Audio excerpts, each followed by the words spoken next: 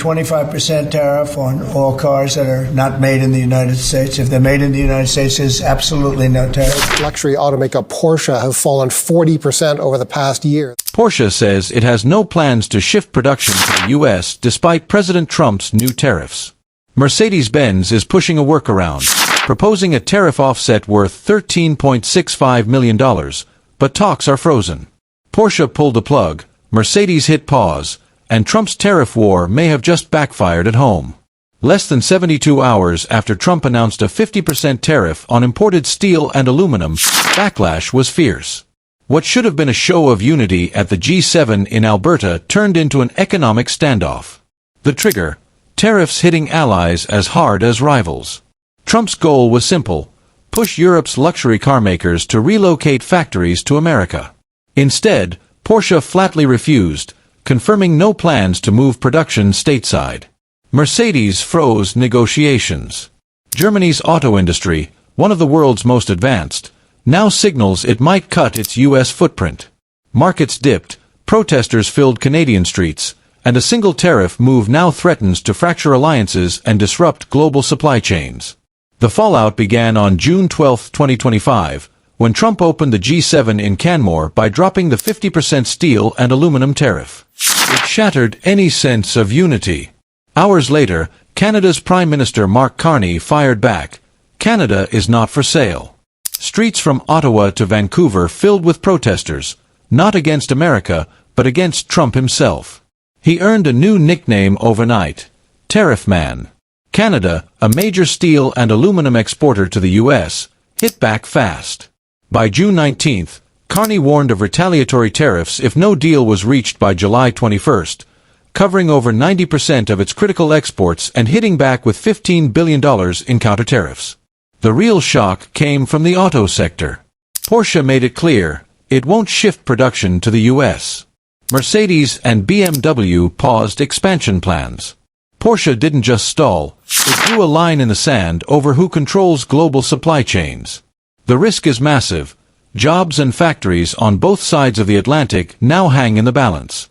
Canada's counter-tariff timeline, Porsche's defiance, and the collapse of G7 unity all signal a deeper fight over the future of global trade.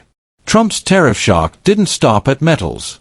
By March 26, 2025, he extended it, slapping a 25% duty on imported cars and light trucks.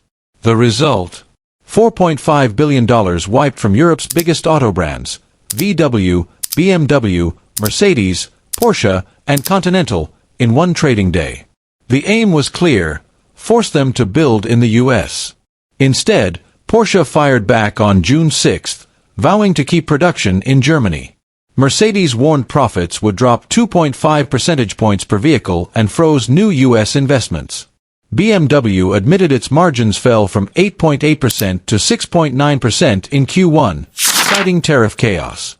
Germany's automakers built deep supply chains in Europe for decades: shared parts, cross-border R&D, and the strength of made in Germany. Now those foundations are under threat. This isn't just trade friction, it's a strategic gamble that could reshape industries and alliances alike. Porsche's refusal to build cars in the U.S. isn't just business, it's about brand. The company rushed shipments to U.S. dealers before tariffs hit, but still rejected local production. The message: today's fix means nothing if tomorrow's policy changes overnight. For the first time since the Cold War, German automakers are openly defying U.S. trade demands. The fallout is real. Quebec steel mills are cutting jobs, Chicago plants are pausing operations, and markets are rattled. This fight isn't just about cars, it's about who controls supply chains. One tariff line can redraw alliances overnight. Porsche's stance is clear. Relocating factories would do more harm than good, not just financially but operationally. Keeping production in Germany protects a tight supply chain, trusted suppliers, and brand quality. Porsche's CFO Jochen Breer expects a €100 million tariff hit in April and May alone, but says raising prices now would backfire.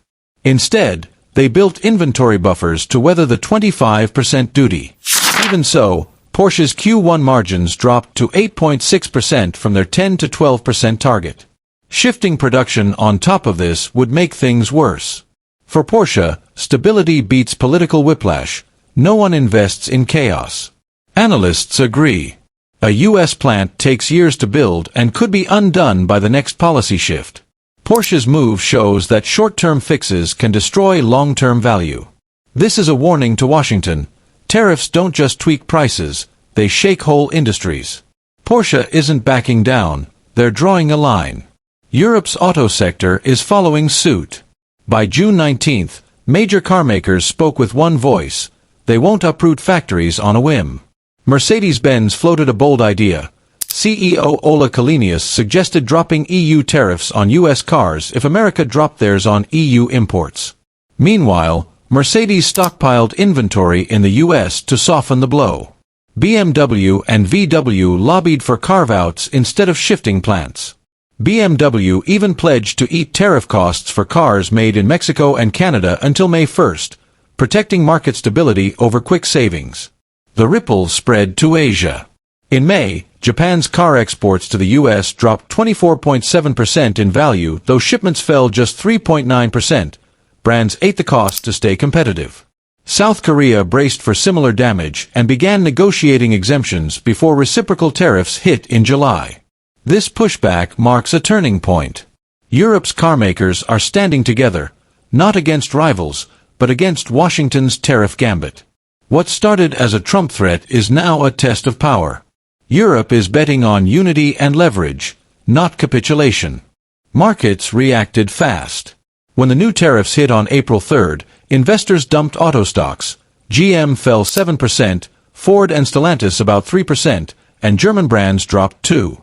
The pain spread beyond cars. A Quebec steel mill laid off 200 workers.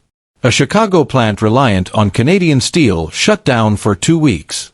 Toronto's mining index fell as metals got pricier. Canada's dollar sank. In Michigan, auto suppliers braced for fewer orders. Consumers pulled back. Tariffs aren't just lines on paper. They kill jobs, halt factories, sink stocks, weaken currencies, and hit wallets. One White House decision can shake supply chains from Detroit to Toronto. What was pitched as economic strength now looks like economic shock. Next, Europe plans its counterattack, not just on cars but on critical minerals and tech. On May 27th, Germany's likely next chancellor, Friedrich Merz, warned that if talks fail, Europe will hit back, possibly targeting U.S. tech and agriculture. Berlin wants an EU-wide retaliation plan, ready to aim at America's most sensitive sectors. Prime Minister Mark Carney warned that Canada's patience was wearing thin, telling the WTO that Ottawa would escalate if talks stayed deadlocked. He asserted Canada's right to protect its supply chains and unveiled new procurement rules favoring domestic metals. Additional quotas were planned to stabilize key industries if Washington didn't back down. Carney's message was blunt. Canada would match Trump's tariffs with equivalent measures starting July 21st. A full-scale trade war now looks more likely than ever, backed by legal and economic firepower. Analysts say this isn't just talk.